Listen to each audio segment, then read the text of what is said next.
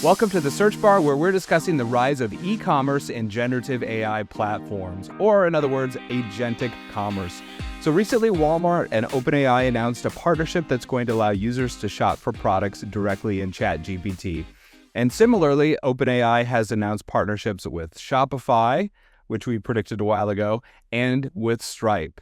So I have Melissa with me today. Again, she predicted that Shopify would come to ChatGPT like many months ago, and she has her thumb on all of this sort of thing, especially when it comes to online e-commerce and agents, AI, things like that. So Melissa, I'm going to ask you, what does this mean for e-commerce online? Is this a big game changer?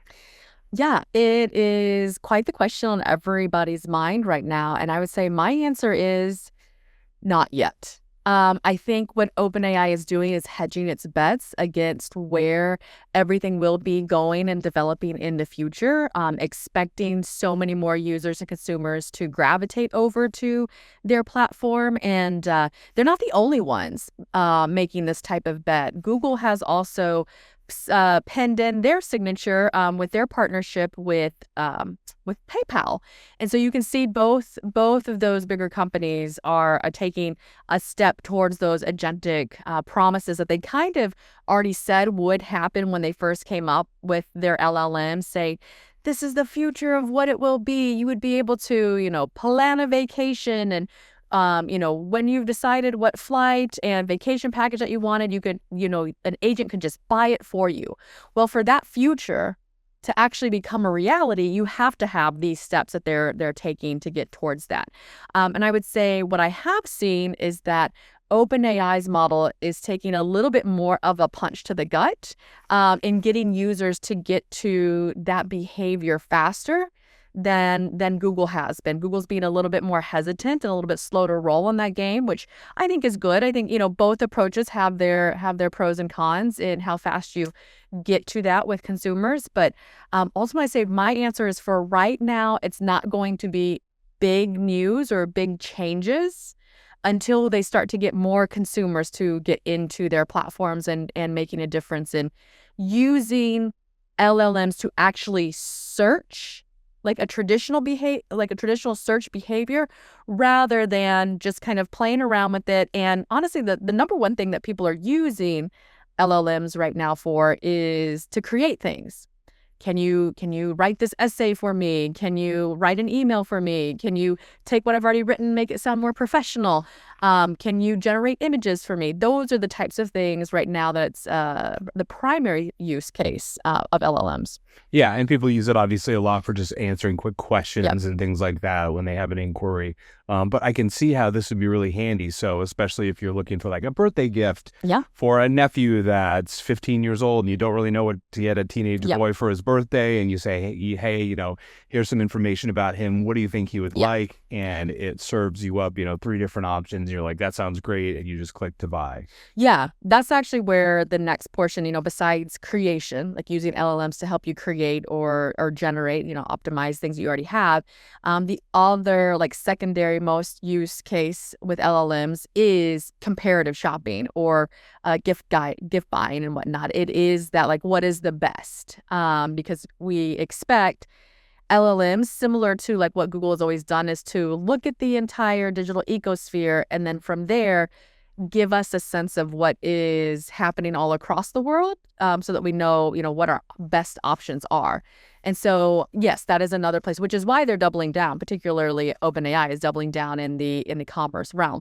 Because very similarly to social shopping and social commerce, if you've ever seen like an Instagram ad that comes in and you see the shop button, you go in, you're not leaving the platform, right? You're still within the Instagram platform. And from within there, you have a buy button.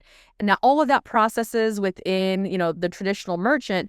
But what OpenAI is doing through ChatGPT, like in the example of Walmart, if you see an item, if we use your example, like, hey, here's Star Wars Lego set that this 15-year-old nephew of yours would love, instead of having to click on the link through the citation to go over to the other website, to go onto Walmart, and then to go through and buy it, Instead, it's just right there. You literally just click to buy, and their processing merchant behind the scenes is going to be Stripe. That's who they've already announced their partnership with. So it'll all be taken care of. So, even from a brand or a retailer's perspective, there is a solution from a merchanting perspective to get all of that done. Yeah, and you can see how, this could evolve in the future. If you're, watching a football game with friends or something like that, and you want some wings, or I don't know, maybe you're on a budget and you say, hey, give me 2 dozen wings. I don't want to pay more than $30 or something like that. I need it in the next 30 minutes. Yeah. And it can narrow down your searches and do all that for you. So one of the advantages of AI shopping basically is that it can, if you're not too exact, if you're not too picky about something, like if you're not picking out the perfect, wedding ring or something like that, it can be really, really good if you don't care about all the details. If you have some flexibility. That's a good way to say it. Yeah, because it can make those decisions for you just generally based on what you want. Yeah.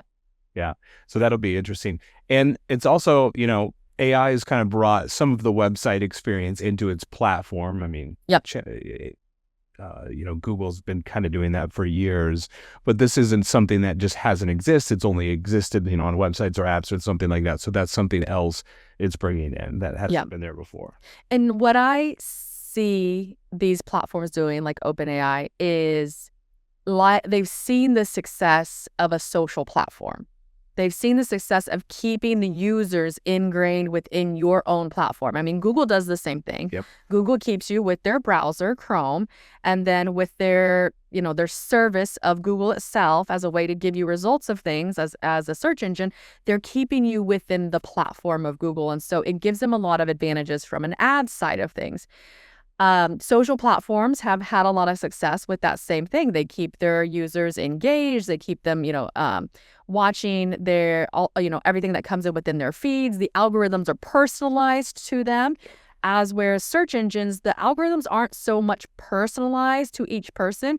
And this is where LLMs are coming in and saying, like, actually, we can merge the best of these worlds into one. So we're going to come in here in the middle and say, we can give you these generalized searches that you would traditionally do, but we can also give you these very, kind of for you, like algorithmic, personalized algorithmic experiences where it's giving you answers of things that you've already let that LLM know about you. And so it can give you very personalized results, which is where that's what's going to be really hard for SEO in the future. You can't just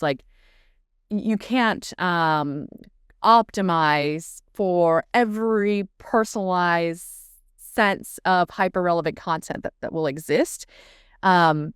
Because there's just too many, there's too many options out there. That math becomes way too complicated for me to even tell you how much that would even be from a complication perspective. Yes. Yeah, it does. So I'm wondering, let's talk about what should, you do if you have products on your website, or if you have products on Amazon or something like that. How can one take advantage of this? If not now, in the near future, what do we need to be thinking about? I would say, number one, there are the LLMs, Perplexity, OpenAI, a few of the Google themselves, they have feeds.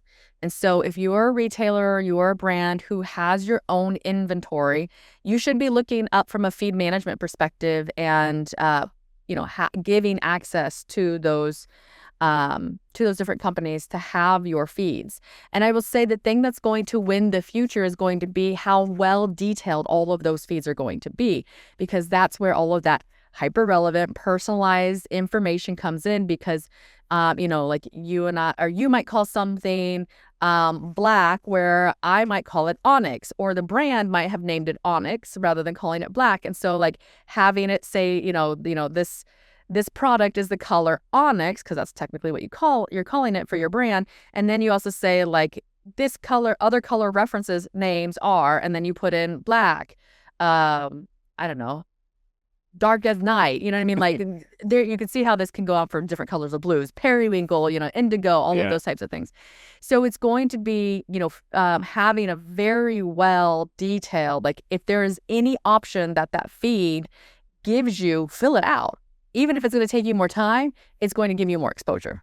Yeah. Yep. And that's basically like a good SEO best practice that's been around for decades, which is true. It's like optimize, fill as much as you can, fill all the fields out, be descriptive, put all the right words in, that sort of thing, of course, which is, been really important for a long time, for sure. It's just taking it from a feed management perspective. I think another principle here to keep in mind, and we've said this before, is, traditionally we all think of our website as a place that attracts people, that people come to. And it still is, and we want it to be that. And that's really good when people come to your website. It's one of the best things you can have happen for your brand. But we also need to start shifting that mindset. And this is something we communicate with our clients, which is your website is now a broadcasting tower that's sending information elsewhere. To maps, to directories, to search engines, of course, obviously to LLMs, to generative AI sites, so many different places. So that's a good way to look at it. And it's the same with your products. Just like you said, I mean, Google's actually been doing this for years, where your products can actually be in Google and more or less be purchasable in Google. And that's the same thing, to keep in mind here. It's, not just about your website, but how can you get it visible elsewhere? Maybe on Shopify, you'll have to have it, you'll have to have it on Shopify to get it to be in ChatGPT in the future, or maybe there'll be specific schema you need to add, or maybe there's a product feed. But the idea here is that's important. You got to keep it on. Yeah, and I would say, there's some of the answers we can already say to what you're hypothesizing there is Shopify just happens to have a really large network of a lot of smaller sites, and not always smaller. There are some bigger ones like Skims. Skims runs through Shopify. That has a lot of mom and pop shops. A lot of mom and pop shops though have that. They also teamed up with Etsy. So Etsy also has a partnership with OpenAI in all of this too. So you can imagine that's even more like that's individual creators, right, that are on Etsy.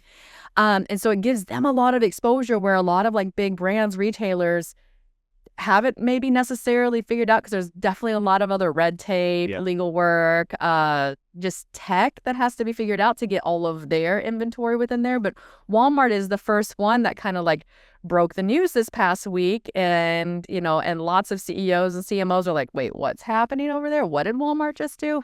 And it's because so they weren't just going the feed way, because like any big retailer can go the feed management way right now with LLMs.